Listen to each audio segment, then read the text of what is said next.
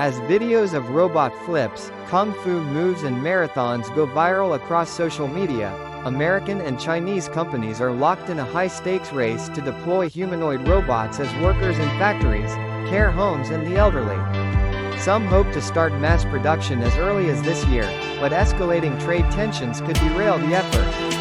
U.S. President Donald Trump has imposed 145% tariffs on most Chinese imports and expanded controls on chip exports on which Chinese companies rely.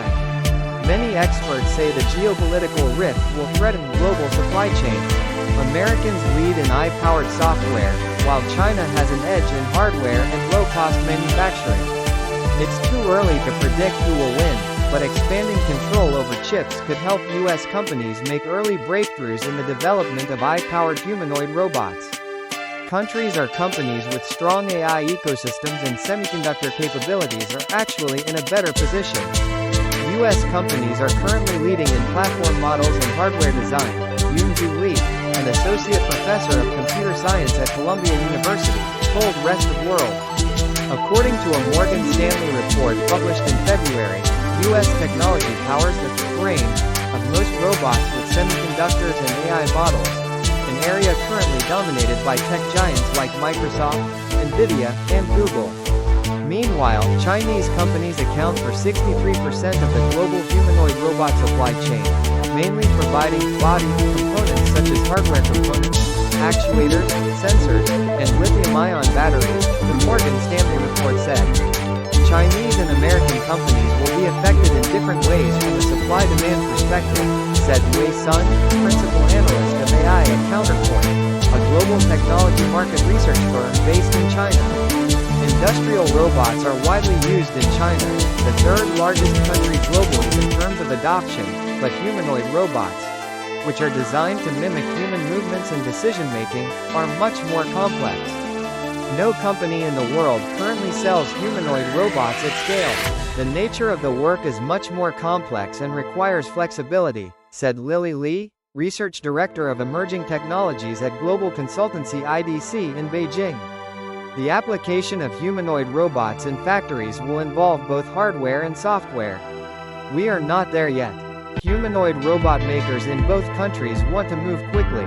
Shanghai-based startup Agibot says it will produce up to 5,000 humanoid robots by the end of this year, up from 731 as of January 2025. Rootech, a robotics company listed on the Hong Kong Stock Exchange, plans to produce 1,000 humanoid robots by 2025. U.S. companies are aiming higher. Figure AI says it will be able to produce 12,000 robots a year, while Tesla aims to produce 5,000 Optimus humanoids. CEO Elon Musk has previously predicted that humanoid robots will outnumber humans within 20 years. However, U.S. tariffs on imports from China could slow that growth. Experts say U.S. companies that rely heavily on Chinese suppliers could see limited production capacity or higher costs. It's like making a phone. They're not super expensive parts, but the parts put together are expensive. Dan Pei Xu, an assistant professor at the Georgia Institute of Technology's School of Interactive Computing, told Rest of World, predicting that U.S. companies will struggle to produce all the components efficiently because of the high tariffs. We have a lot of customers in the U.S., and obviously the tariffs have had a big impact on our business. Before, the cost of importing to the U.S. was about $20,000, but now it's doubled to $40,000, said Tony Yang, regional director of Unitary Robotics. Meanwhile, Chinese companies face a different set of barriers: lack of access to advanced chips. Most humanoid robots rely on AI to interpret and adapt to their surroundings to perform tasks.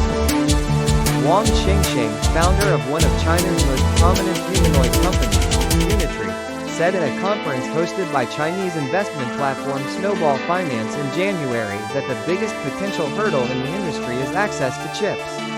If there are going to be bottlenecks in the future, it will likely be chips. Not chips used in robots, but chips that provide computing power to train robots, he said. To offset these challenges, Beijing has poured millions of dollars into supporting the domestic supply chain. Companies like Baidu and Horizon Robotics are developing algorithms and chips for humanoid robots, but they generally lag behind their American counterparts for a variety of reasons. There is still little demand for industrial applications. For now, humanoid robots are mostly seen outside the lab as a promotional tool. On China's online marketplace Shenyu, thousands of posts list daily rentals of humanoid robots for as little as $100 a day. Zhao Binren, who runs a marketing company based in Shanghai, recently bought 8 Unitree robots for 199,000 yuan, $27,540 each. Then rented them out for 20,000 yuan, $2,768 a day. His team custom programmed them to shake hands and pose for photos at exhibitions and product launches.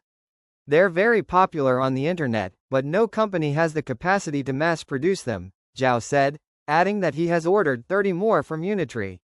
Of course, cost remains a major barrier. Each robot currently costs about 400,000 yuan, and it takes 3 robots to replace 1 person. The payback period is up to 7 years. If the price drops to 120,000 yuan, a robot can directly replace a workstation and significantly shorten the payback period. Lu Wan, a financial expert at CSC Financial Group, said the humanoid robot industry is entering a similar phase to the electric car industry in 2014, which ushered in a decade of growth. Although supply chain companies have not yet recorded large revenues, technical barriers will soon be removed in the future. Success depends on optimizing production and maintaining profits in the price race, said Lu Wan, a financial expert at CSC Financial Group.